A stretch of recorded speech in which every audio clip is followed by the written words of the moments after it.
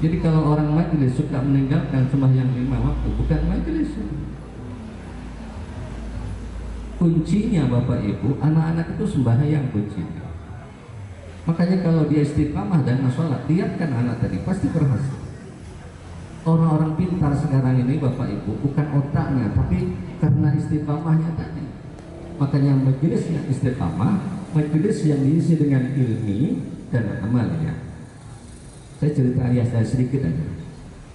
Jadi waktu ada orang datang, guru, anak saya sakit. Ya oleh ayah saya tidak banyak-banyak dibacakan, bismillah aja. Bismillahirrahmanirrahim. Diminum sehat. Karena memang ada hadis, kullu amrin zibanin la yubda bi bismillah fahuwa aqta. Sebuah pekerjaan yang tidak diawali dengan bismillah fahuwa aqta. Ini kalau guru-guru perlu baca kita At-Tibiyan itu bagus itu. Ya. Itu untuk anak-anak yang hafizul Quran itu harus ngaji kitab At-Tibiyan. Makanya di pondok pesantren kitab At-Tibiyan itu diajarkan untuk para hufaz harus ngaji kitab At-Tibiyan. Ya. Nah di dalam kitab At-Tibiyan itu mohon maaf itu disebutkan sekian banyak Al-Quran itu intinya Bismillahirrahmanirrahim. Mohon maaf di Al-Fatihah. Inti dari Al-Fatihah Bismillahirrahmanirrahim. Inti dari Bismillahirrahmanirrahim Bismi. Inti dari ba pada Bismi. Begitu nih hebatnya yang ulama-ulama dulu sampai mengkaji seperti itu. Nah, saya ingin cerita sedikit. Jadi 2-3 hari datang si ibu tadi, alhamdulillah guru anak saya sudah sehat. Yang dibaca cuma Bismillah. Ya. Seminggu kemudian ayah saya tidur, saya datang dari dapur. Ada orang minta oleh ibu saya, udah kamu aja bacakan. Saya tanya dengan ibu saya, apa yang dibacakan ayah? Bismillahirrahmanirrahim. Saya baca juga Bismillahirrahmanirrahim. 3 hari datang-datang marah-marah ibu tadi. Bukan sehat, tambah sakit. Kenapa ayah saya sehat? Ayah saya ikhlas. Kenapa saya tambah sakit? Awak dibakso. Maka kunci yang kedua majelis itu harus ikhlas.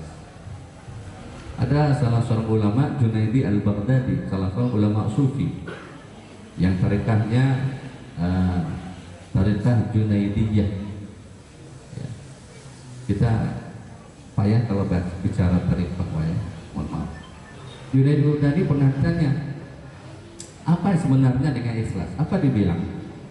Sirrun min asrari ista'duhu liman ahbabtu min ibadi. Satu rahasia dari Allah yang Allah tancapkan dalam hati seseorang. Maka mohon maaf Bapak Ibu, tidak bisa katakan orang itu tidak ikhlas. Oh si anu itu tidak bisa. Atau mengatakan kita ikhlas, tidak bisa juga. Karena ikhlas itu mohon maaf hubungan kita dengan Allah jalan-jalan. Dan kunci dari sebuah ibadah satu ikhlas. Makanya kalau Bapak Ibu baca satu riwayat ya, dalam berbagai kitab, ada nanti pada hari kiamat Allah kasih amalan kita dengan tangan kanan, ada nanti dikasih dengan tangan kiri, ada nanti dengan kanan di belakang. Lalu sahabat-sahabat tanya, ya Rasulullah, siapa yang dikasih dengan tangan kanan? Itulah orang yang beribadah ikhlas karena Allah. Siapa yang dikasih dengan tangan kiri? Itu orang yang beribadah tidak ikhlas. Siapa yang dikasih dari belakang? Semata-mata bukan karena Allah. Maka kunci dari sebuah majelis itu adalah ikhlas. Imam Ghazali ya, itu dalam kitab Al-Arba'innya itu menyebutkan ikhlas itu ada 3 Pak. Ada ikhlas tingkat mubtadi, ada ikhlas tingkat muridin, ada ikhlas tingkat arifin. Ikhlas tingkat mubtadi, ikhlas baru belajar. Makanya ibu-ibu, ada ibu-ibu ya, setiap malam Jumat baca surah Yasin. Kenapa baca surah Yasin? Supaya jauh dari balak dan musibah. Memang betul dia ikhlas, tapi masih ikhlas tingkat bawah. Surah Yasin itu paling bagus Pak. Ya, makanya ada satu kitab namanya Tafsir Surah Yasin. Tafsir Surah Yasin. Pikir saja kitabnya. Itu perlu diajarkan di majelis-majelis itu. Ya. Surah Yasin itu paling bagus Pak. Makanya ibu-ibu jangan setiap malam jangan tinggalkan baca surah Yasin. Baca baca surah Yasin itu bukan harus malam Jumat, keliru itu. Setiap malam surah Yasin, setiap malam surah Waqiah, setiap malam surah Tabarak, setiap malam surah Al-Fat, setiap malam surah Ar-Rahman. Malam Jumat itu khusus dua saja Pak, surah Kahfi dan surah Sajadah. Satu saja surah Ad-Dukhan.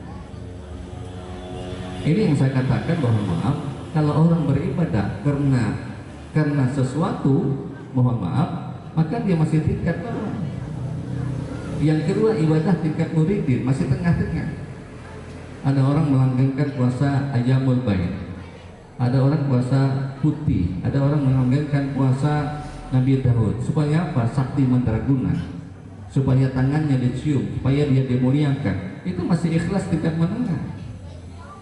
Ada lagi ikhlas yang tingkat tinggi, the first class, ya, tingkat yang arifin, itu beribadah karena Allah. Makanya ada salah satu ulama sufi, wanita syarifah, Rabiatul Adawiyah. Apa dia bilang Pak? Ini karena di majelis, makanya saya bicara tentang situ. Apa kata Rabiatul Adawiyah? Ini kalau ibu-ibu bisa seperti ini luar biasa. Apa kata Rabiah? Di tangan kanan saya adalah api, di tangan kiri saya adalah air. Lalu ditanya, wahai Rabiah, apa gunanya api? Saya akan membakar, saya akan memadamkan air yang ada, saya akan memadamkan dalam surga supaya orang tidak beribadah karena surga. Dan air saya akan memadamkan api neraka karena orang beribadah takut dengan api neraka. Luar biasa. Tangan kanannya api, dia akan memadamkan surga. Tangan kirinya air, dia akan memadamkan neraka. Karena hampir di akhir zaman orang beribadah karena ingin masuk surga yang jauh daripada siksa api neraka. Itu sudah arifin, ya, sudah tingkat the first class. Orang beribadah cuma karena Allah, ngaji karena Allah, sholat karena Allah. Makanya betul Nabi bilang dalam hadis sahih Pak, riwayat Muslim, kam min qa'imin laisa lahu min qiyamihi ila ta'ab wasalabu. Banyak orang-orang yang sembahyang tapi tidak dapat apa-apa kecuali capek-capek saja. Kenapa? Tidak ikhlas. Puasa juga gitu. Kam min sha'imin laisa lahu min siyamihi ila al-ju' wal 'atas. Banyak orang yang puasa tapi tidak dapat apa-apa kecuali haus dan lapar dahaga. Kenapa? Karena tidak ikhlas. Makanya betul kunci ikhlas itu adalah, kunci ibadah itu adalah ikhlas. Mohon maaf Bapak Ibu, iblis laknatullah. Iblis itu Bapak tahu namanya Azazil. Iblis itu namanya Azazil. Makanya hati-hati ngasih nama anak Azazil Pak. Anak iblis. Iblis itu 25 tahun ngajar malaikat, 25 tahun ngajar malaikat, 40 tahun iblis itu tawafnya di Aras. Bapak tahu tawaf Aras Pak? Kalau Bapak pergi Madinah, Masjid Madinah, masuk ke Raudhah, di atas Raudhah itu adalah arasnya Allah. Kenapa doa makbul di Raudhah? Karena di situ ada arasnya Allah. Nah, iblis laknatullah yang nama Azazil tadi 40 tahun tawafnya di atas. Kalau kita jemaah kita yang baru dari haji datang pertama tawaf kudum, kemudian mau pulang tawaf wada, selesai. Tapi yang namanya iblis tawafnya di atas Pak 40 tahun. Kesalahan iblis cuma satu Pak, dalam riwayat dua. Pertama sombong, yang kedua hasad. Maka penyakit yang sangat ditakutkan dalam majelis adalah hasad. Ini kadang-kadang satu majelis dengan majelis lain bergontok-gontokan, bertenar-tenaran. Itu sesuatu yang harus kita hindarkan.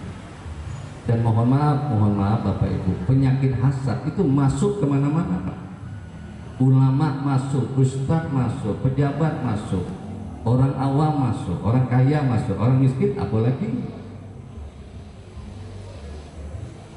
Dan hati-hati kalau penyakit hasad. Innal hasada ya'kulul hasanati kama ta'kulun nar. Pak Ibu yang dimuliakan oleh Allah. Fardu kifayah, kalau Jumat fardu ain. Tidak sembahyang berusul. Ya, kita ini kadang-kadang yang furu, satu kunut, satu tidak kunut, perang. Sama-sama majelis itu, itu tidak kunut, itu tidak sah, itu tidak pakai ratiban, tidak sah. Ya, pakai kunut, tidak pakai kunut sah, antar semayang. Awak sibuk, sholat tarawih 8 rakaat tidak sah, yang 20 yang sah. Bertengkar, kata yang 8, yang 20 tidak sah, kata yang 20, yang 8 tidak sah. Rupanya dua-dua tidak semayang sholat tarawih. Kita yang cool dulu, nih anak-anak kita ngaji ini cool Pak. Berikan ilmu tauhid itu kulli, berikan ilmu fikih itu kulli, berikan ilmu tasawuf itu kulli. Yang furu ini janganlah, jangan perlu diekspos nian yang furu. Anak-anak yatim nih, anak yatim tadi, apa nanti masuk 10 Muharram Asyura wa masura sil yatim. Ada 10 amalan kita di bulan Muharram atau Asyura Pak. Ada 10 amalan, salah satu adalah wa masura sil yatim, megang kepala anak yatim. Cuman dalam hadis itu megang, tapi kiasnya bukan megang, kasih duit. Anak yatim dipegang-pegang, siapa nama kau? Betul, ayah kau mana? Pergi, mak kau pergi, pegang kepalanya tinjunya gitu. Anak yatim tuh enggak, saya pernah tanya Ustaz, ya 2018 atau 2019 ibu-ibu datang ke rumah saya minta zakat bulan Ramadan. Ustaz, Pak Haji minta zakat. Saya bilang, ibu siapa? Saya yatim. Yatim dalam fikih laisa abun wala ummun. Yang kedua, sebelum akil balik. Kalau sudah akil balik tidak yatim lagi, yatiman. Lah tua-tua ngaku yatim itu salah. Makanya hati-hati kalau kita ngasih zakat. Ya, hati-hati dengan ngasih zakat. Yatim itu sampai akil balik, sudah akil balik nggak yatim lagi, berubah posisinya, mungkin miskin. Yang ketiga saya tepatkan, supaya sukses dunia akhirat, mohon maaf adik-adik, jangan makan yang haram. Kullu lahmin nabata min haram fannaru awla bih. Setiap daging yang dimakan dari sumber yang haram, api neraka lah yang pantas buat mereka. Kenapa dong ada makbul lagi? Kita makan yang haram. Ya, makanya bu, kalau laki ngasih duit ditanya, ya dari mana kok Pak? Kawannya tanya pula, pokoknya tanya, ngasih 1 juta, tanya, ngasih 10 juta, jangan tanya lagi. Lambat pula. Tanya kullu lahmin nabata min haram kullan ma'arabi. Kenapa ngapal tidak makbul? Karena termakan yang haram. Yang ketiga, yang keempat, supaya sukses dunia akhirat, perbanyak sabar. Ya. Sabar itu dari si orang saleh. Asadul bala ar-rasul sumal amsal sumal amsal sumal amsal. Yang paling banyak dapat cobaan Rasul. Kemudian yang seperti Rasul. Makanya kalau orang ingin jadi wali, cobaannya besar. Nggak mudah Pak jadi wali, kecuali wali murid. Ya. Saya kata Habib Lutfi, mudah saja Pak nak jadi wali. Kalau Bapak nak jadi wali, mudah saja Pak. Nggak perlu sembahyang malam 200 rakaat, nggak perlu seperti Imam Ahmad, nggak perlu. Ya, nggak perlu kaki terbengkak-bengkak sembahyang, nggak perlu. 2 saja kuncinya Pak. Adik-adik ingin jadi wali, nah jadi wali 2 syarat. Pertama, taat dengan mak bapak. Syekh Abdul Qadir Jailani, Sultan Aulia, bisa terbang ke angkasa bukan karena ilmunya, bukan karena amalnya, takzim dengan mak bapak. Maka walaupun kita sembahyang kelepak-kelepuk dengan mak, duit mak hilang terus, tidak bisa jadi wali. Jadi ada orang ke rumah, rumah saya tuh bentar nabok duit hilang, banyak tuyul, bukan tuyul, bayul. Ada yang ngambilnya. Jadi kalau adik-adik nak jadi wali, satu, kuncinya satu, taat dengan mak bapak. Presiden Soeharto hebat bukan karena otaknya, Soekarno hebat bukan karena otaknya, ya B.J. Habibie hebat bukan karena otaknya, takzim dengan mak ayah. Kunci itu. Kunci sukses ingin baik dunia akhirat dengan mak bapak. Yang kedua kata Habib Lutfi, kalau nak jadi wali taat dengan guru, takzim dengan guru. Sekarang ini tidak lagi Pak, tidak taat lagi dengan guru. Sendal guru diambil ya. Ya, kalau di pondok pesantren kitab guru hilang, macam apa nak berkah? Kan ambil berkah guru. Nak berkah itu bukan kitabnya diambil. Nah, ini lah payahnya. Jadi kalau nak sukses menjadi wali Allah itu kata Habib Lutfi dua saja, taat dengan mak bapak, taat dengan guru. Ya, makanya dulu orang jadi wali Pak, mohon maaf, pernah belajar Pak. Apa kata kiainya? Duh, itu ada sumur, itu ada drum, isikan terus. Kiainya tuh mandi di situ. Tugas si santri tadi ngisikan Pak, apa namanya tadi, drum tadi. Pas kiainya meninggal, dia yang gantikan baca kitab. Kenapa? Berkahnya di situ. Taat dengan itu. Yang terakhir, syukur. Ya, syukur. Syukur ini ada tiga Pak. Ada syukur dengan hati, ada syukur dengan lisan, ada syukur dengan jawari. Apa syukur dengan hati? Kalau kita dapat nikmat, katakan nikmat datang dari Allah. Tidak boleh kita katakan ini hasil kerja keras saya. Sombong kalau kita berkatakan ini hasil perbuatan saya. Katakanlah ini ada min fadli rabbi. Lihat Nabi Sulaiman Pak, hartanya banyak, melimpah. Tidak pernah dia berkata, "Hei Sulaiman, ini hartamu kah? Ini kekayaanmu?" Tidak. Ada min fadli rabbi. Ini semua berkat pemberian Tuhan kepada saya. Yang kedua, syukur dengan lisan. Saya ketemu kiai Pak di Jawa, mulutnya ini cuma satu. Bagaimana kabarnya Pak Yai? Alhamdulillah. Santrinya gimana? Subhanallah. Tidak ada cerita lain kecuali Al-Quran. Itu beda. Bang apa? Ay, pening kepala. Aku dah pening. Awak dewek bilang pening. Macam apa anak-anak ibu? Bengak nih yang minta ampun. Aku dah bengak. Iya tadi tak. Gimana Pak Kiai? Alhamdulillah. Santrinya kemana? Subhanallah. Keadaannya gimana? Alhamdulillah. Jadi cakapnya itu bagus. Yang ketiga, syukur dengan jawari. Apa makna syukur jawari? Berbagi kepada orang lain. Orang yang baik, kata Nabi, malam yakin bi amril muslimin pada saat itu. Orang Islam yang baik ada orang Islam yang peduli dengan saudaranya. Kalau orang rajin taat tapi tidak peduli dengan lingkungannya, bukanlah orang Islam yang baik.